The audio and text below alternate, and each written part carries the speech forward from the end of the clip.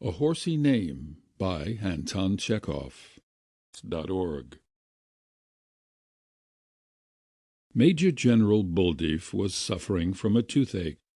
He had rinsed his mouth with vodka and cognac, applied tobacco ashes, opium, turpentine, and kerosene to the aching tooth, rubbed his cheek with iodine, and put cotton wool soaked with alcohol into his ears. But all these remedies had either failed to relieve him or else made him sick. The dentist was sent for.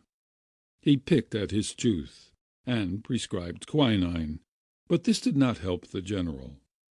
Buldeeff met the suggestion that the tooth should be pulled with refusal.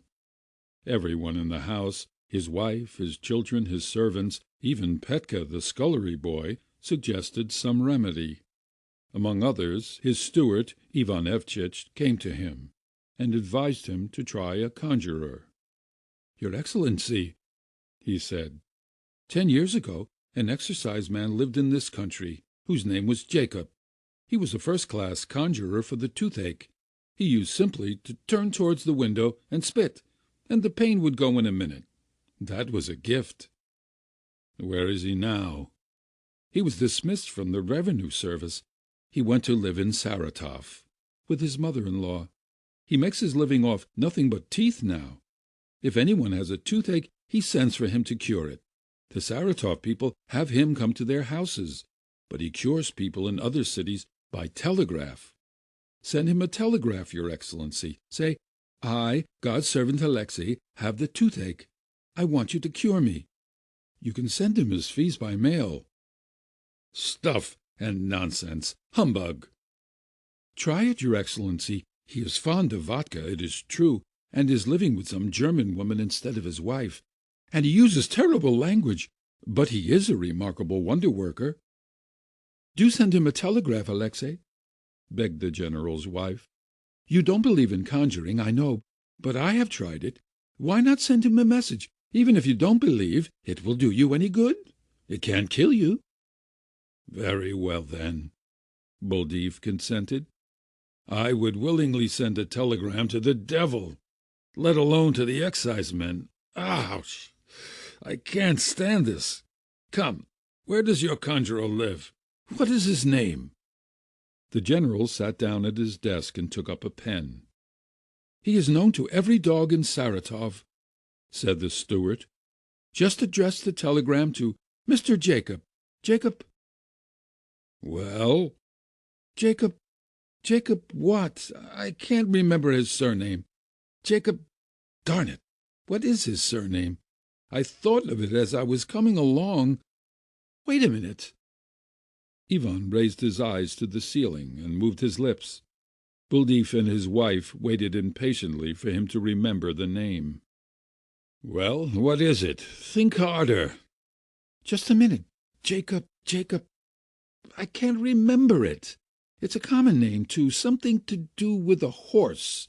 Is it Mares? No, it isn't Mares. Wait a bit. Is it Colt? No, it isn't Colt.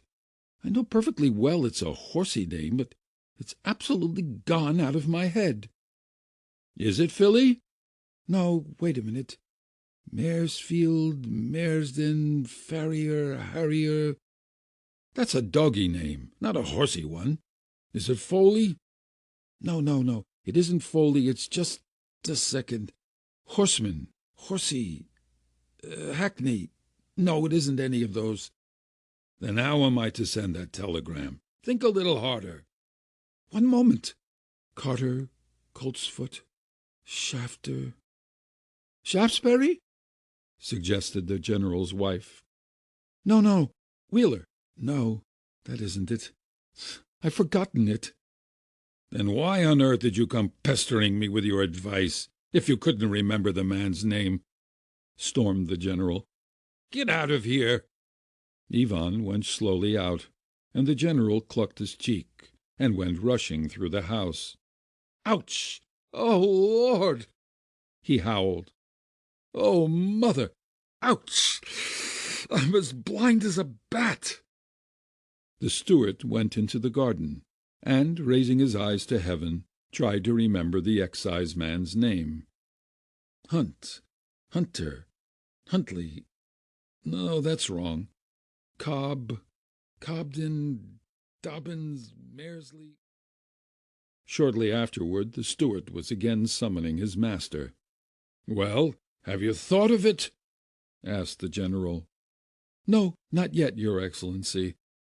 "Is it Barnes?" asked the general. "Is it Palfrey by any chance?"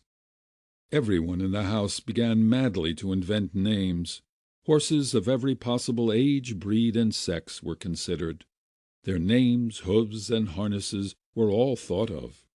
People were frantically walking up and down in the house, garden, servants' quarters, and kitchen, all scratching their heads and searching for the right name.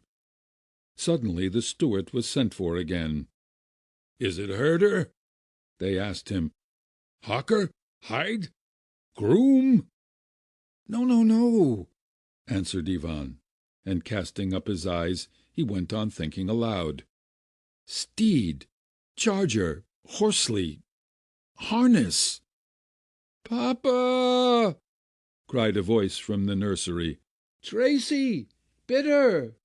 The whole farm was now in an uproar. The impatient, agonized general promised 5 roubles to anyone who could think of the right name, and a perfect mob began to follow Ivan Evsitch about. "Bailey!" they cried to him. "Trotter! Hackett!" Evening came at last, and still the name had not been found. The household went to bed without sending a telegram. The general did not sleep a wink, but walked, groaning, up and down his room. At 3 o'clock in the morning he went out into the yard and tapped at the steward's window. "It isn't Gelder, is it?" he asked, almost in tears. "No, not Gelder, your Excellency," answered Ivan, sighing apologetically. "Perhaps it isn't a Horsey name at all. Perhaps it is something entirely different." "No, no, upon my word, it's a Horsey name, your Excellency. I remember that perfectly." "What an abominable memory you have, brother! The name is worth more than anything on earth to me now. I'm in agony." Next morning the general sent for the dentist again. "I'll have it out!" he cried. "I can't stand this any longer." The dentist came and pulled out the aching tooth. The pain at once subsided, and the general grew quieter. Having done his work and received his fee, the dentist climbed into his gig and drove away. At the field outside the front gate he met Ivan. The steward was standing by the roadside, plunged in thought, with his eyes fixed on the ground at his feet. Judging from the deep wrinkles that furrowed his brow, he was painfully racking his brains over something, and was muttering to himself.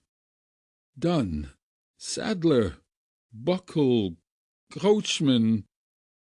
"Hello, Ivan!" cried the doctor, driving up. "Won't you sell me a load of hay? I've been buying mine from the peasants lately, but it's no good." Ivan glared dully at the doctor, smiled vaguely, and without answering a word threw up his arms and rushed towards the house as if a mad dog were after him. "I've thought of the name, your Excellency!" he shrieked in delight, bursting into the general's study. "I've thought of it, thanks to the doctor. Hayes! Hayes is the exciseman's name. Hayes, your honor! Send the telegram to Hayes!" "Slow coach!" said the general contemptuously, snapping his fingers at him. "I don't need your horsey name now, slow coach!" End of A Horsey Name by Anton Chekhov.